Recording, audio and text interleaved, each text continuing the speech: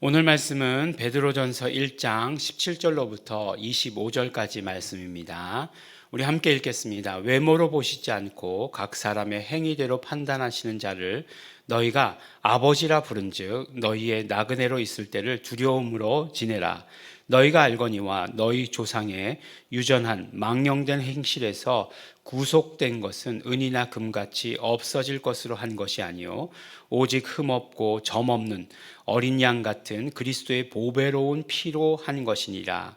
그는 창세전부터 미리 알리신 바 된 자나 이 말세에 너희를 위하여 나타내신 바 되었으니 너희는 저를 죽은 자 가운데서 살리시고 영광을 주신 하나님을 그리스도로 말미암아 믿는 자니 너희 믿음과 소망이 하나님께 있게 하셨느니라. 너희가 진리를 순종함으로 너희 영혼을 깨끗하게 하여 거짓이 없이 형제를 사랑하기에 이르렀으니 마음으로 뜨겁게 피차 사랑하라. 너희가 거듭난 것이 썩어질 씨로 된 것이 아니요 썩지 아니할 씨로 된 것이니 하나님의 살아있고 항상 있는 말씀으로 되었느니라. 그러므로 모든 육체는 풀과 같고 그 모든 영광이 풀의 꽃과 같으니 풀은 마르고 꽃은 떨어지되 오직 주의 말씀은 세세토록 있도다 하였으니 너희에게 전한 복음이 곧 이 말씀이니라. 아멘. 네, 의외로 베드로 전후서의 말씀을 보면서 깜짝 놀란 것은 뭐죠? 우리가 찬송가 가사가 시편, 요한계시록에만 있는 줄 알았더니 오늘 우리가 지금 읽은 말씀 가운데서도 우리 생각나는 찬양이 굉장히 많이 있다라고 하는 것을 깨닫게 됩니다. 금이나 은같이 없어질 보배로 속죄함 받은 것 아니요 거룩한 하나님 어린 양 예수의 그 피로 속죄함 얻었네. 그 찬양 가사 딱 그 오늘 말씀대로 나온 거죠. 너희가 조상의 유전한 조상에게서 그 물려받은 망령된 행실에서 구속된 것은 무엇이냐? 음이나 금같이 없어질 것으로 된 것이 아니라 오직 흠없고 점없는 어린 양 같은 그리스도의 보배로운 피로 된 것이다 라고 이렇게 말씀해 주시는 거죠. 근데 하나님께서는 어떤 하나님이시냐? 사람을 외모로 보지 아니하시고 각 사람에게 행위대로 판단하신 자를 너희가 아버지라 부른즉 이렇게 얘기하고 있어요. 근데 이게 보니까 참 사람을 외모로 판단하지 않으신다라고 하는 것은 어디에 야고보서에서 우리가 또 살펴보았던 이야기죠. 근데 결국은 그 야고보서에서 이야기했던 것은 무엇이냐 하면 그것을 사람을 외모로 판단하는 것은 결국 어떻게 된다는 거예요? 결국 그것은 율법을 어기는 일이다라고 이렇게 생각한 거죠. 근데 단순히 이제 야고보 사도는 그냥 율법에 대해서 우리가 알고 있는 십계명과 같은 그런 율법을 이야기한 것이 아니라 결국은 이제 하나님의 뜻까지 한 걸음 더 나아간 것이죠. 그러니까 우리가 율법을 지켜서 구원받는 것은 아니지만 우리가 구원받은 자는 율법을 지켜야 되는 거예요. 왜 율법을 지켜야 되느냐? 거기에 하나님의 뜻이 담겨 있기 때문이다라고 이렇게 얘기하는 거죠. 그러면 외모로 보시지 않고 각 사람의 행위대로 판단하시는 자를 너희가 아버지라고 부른다라고 이렇게 얘기했으면 이것이 이 행위가 어떤 행위냐? 라고 이렇게 생각하게 되는 거죠. 이것이 율법의 행위냐? 그러면 외모로 판단하시지 않는 것, 그건 율법에서 나온 이야기니까 행위대로 판단하신다는 것, 율법의 이야기냐? 율법의 이야기는 아니에요. 이것은 바로 믿음의 이야기예요. 믿음으로 판단하신다. 그러니까 구약에서는 저번에도 말씀드렸지만 그 하나님의 백성이 있죠. 선민이죠. 하나님의 백성이 있고 그 다음에 하나님의 백성이 아닌 자들은 이방인이에요. 그런데 이제 예수 그리스도 오신 다음에 어떻게 되었죠? 그 모든 사람들 믿는 자와 믿지 아니하는 자로 이렇게 구분하게 되는 거죠. 그런데 각 사람의 행위대로라고 할 때 그 행위는 믿음의 행위를 이야기하는 거예요. 그러니까 믿는다는 고백을 드린 그런 사람들, 그런 사람들은 하나님을 아버지라고 부른다라고 이렇게 말씀하고 있습니다. 왜요? 그 다음은 예수 그리스도의 공로 때문이다라고 이렇게 이야기한 것이죠. 그래서 우리가 구속받았다라고 이렇게 얘기하는 거예요. 구속받았다. 우리가 구속된 것은 이것을 훨씬 더 성경에서 강조하고 있죠. 우리가 그냥 죄 용서 받았다. 그렇게 죄 용서 받은 것이죠. 죄 사함 받았다라고 이렇게 이야기하는데, 그것보다 훨씬 더 구속이라고 하는 말을 많이 사용하죠. 그런데 이제 구속보다는 구원이라고 하는 것을 우리는 더 잘 기억하는 거죠. 그런데 어저께도 우리가 말씀 가운데 나왔지만, 구원이라고 하는 것을 막 연구했더니 그 안에 무엇이 있었다고요? 예수 그리스도의 고난과 그다음 영광이 있었다는 거잖아요. 결국 무엇이에요? 그것은 예수 그리스도께서 구속하신 그 결과로 말미암아 우리는 구원을 얻게 되었다는 거예요. 그러니까 우리가 더 강조해야 될 것은 무엇이냐면, 더 알아야 될 것은 구속을 알아야 되는 거죠. 구속하심, 예수 그리스도의 구속하심. 이 구속하심이라고 하는 것이 헬라어로 여러 단어가 사용됩니다. 그러나 뜻은 같아요.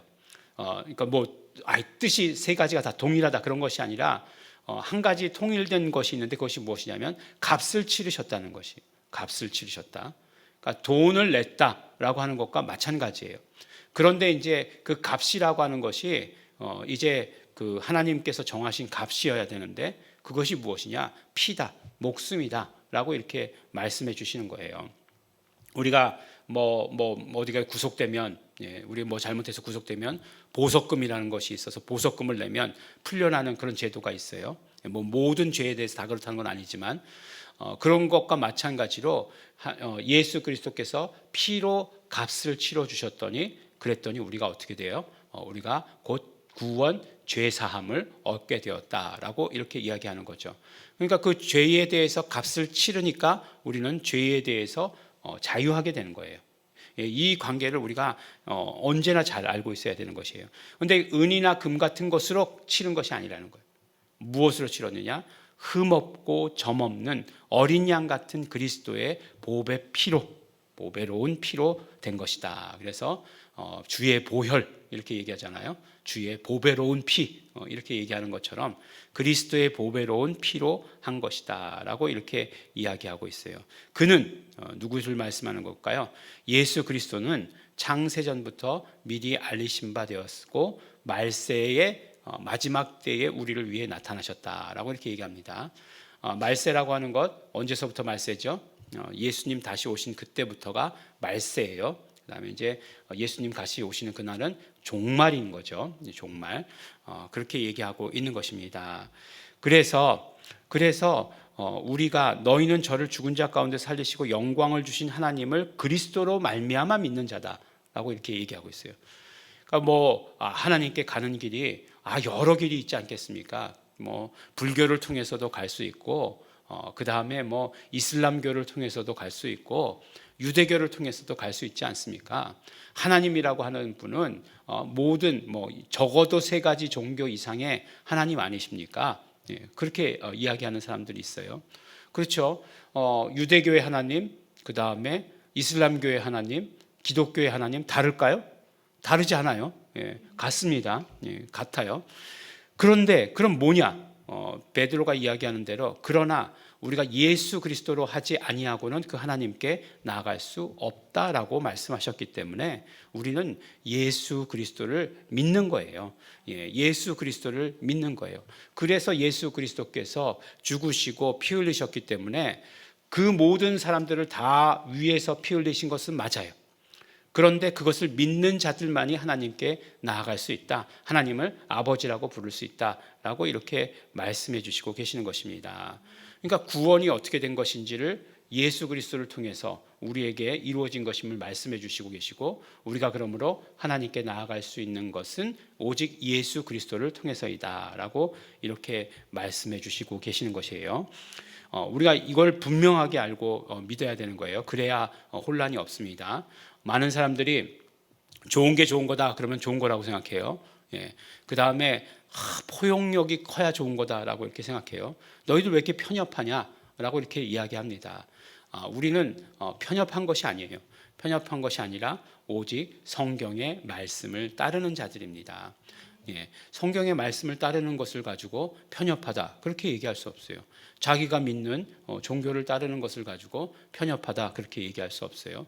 만약에 내가 믿는 것에 대해서 너는 그 믿음을 가질 때에 다른 모든 사람들을, 다른 믿지 않는 사람들 다 없애버려야 된다 라고 이렇게 얘기한다면 어느 뭐 무장 단체에서 하는 것처럼 그렇게 한다면 그것은 잘못된 것이라고 얘기하겠지만 그러나 내 믿음에 대해서 분명하게 성경에 기록된 대로 믿는 것은 그것을 편협하다라고 얘기하는 것은 어떤 것들이 만들어낸 그런 말을 만들어낸 것이다라고 분명히 생각합니다. 너희가 거듭난 것은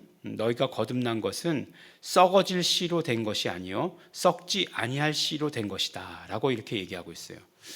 우리가 이게 이제 또 씨에 대해서 우리가 여러 번 듣지 않았습니까? 그래서 그렇지. 우리 그 베드로가 바울이 이야기한 것처럼 또 아브라함에게 말씀하셨던 것처럼 그 씨가 그 씨다라고 이렇게 생각하게 되는데 근데 또 베드로 전서에 와서 보니까 아무 데서도 쓰이지 않은 그런 씨에 대해서 이야기한 거예요. 또 베드로 사도는 또 굉장히 독특한 그런 본인만의 단어를 사용하고 있다. 근데 어제도 처음에 말씀드렸죠. 처음에 말씀드릴 때에 이 베드로가 정말 그 범인이잖아요. 그러니까 학문 없는 사람이잖아요. 그리고 이 성경이 쓰여진 헬라어 자체가 코인의 그릭이라고 얘기해가지고 별로 이렇게 그냥 뛰어난 그런 어떤 학문 문장들이 아니라는 거예요. 그냥 시장에서 이거 뭐 콩나물 얼마예요? 뭐 이 정도면 다 알 수 있는 거. 뭐 500원이에요. 뭐 그냥 그 이상은 뭐 없잖아요. 깎아주세요. 뭐 이거 외에는 없는 그런 평범한 그런 그릭인 줄 알았는데 그랬는데 그건 굉장히 어떤 그 철학자들이 사용하던 그러한 용어들을 많이 사용하고 있다는 거죠. 그래서 씨라고 하는 단어도 보면 다른 보면은 이제 스페르마라고 이렇게 하는 그런 단어를 사용하는데 여기서는 스포라라고 하는 딱 한 번밖에 안 나와요. 이 성경에서 베드로전서 여기에서밖에 나오지 않습니다. 물론 씨라는 의미죠. 같은 의미죠. 근데 이제 이것이 조금 더 철학적인 의미를 갖는다면 어떤 이야기가 될 수 있냐면 기원, 오리진 이렇게 이야기할 수 있는 거예요. 그래서 정말 우리가 거듭난 것의 그 오리진이 무엇이냐? 기원이 무엇이냐? 바로 하나님의 말씀이다라고 이렇게 얘기하는 것이에요. 근데 말씀이라고 얘기할 때 살아있는 말씀이라고 얘기하고 영원히 거하시는 말씀이다라고 이렇게 이야기하고 있어요. 하나님의 말씀, 영원히 거하시는 그 말씀이 바로 기원이다라고 이렇게 이야기하고 계시는 것이죠.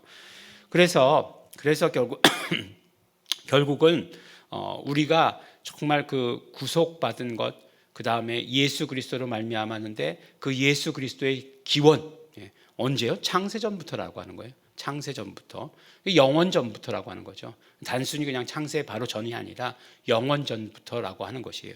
그 영원전부터 계신 그것으로 인해서 그것이 바로 하나님의 또 말씀이다. 살아있고 영원히 거하시는 말씀이다라고 이렇게 얘기하는 거죠.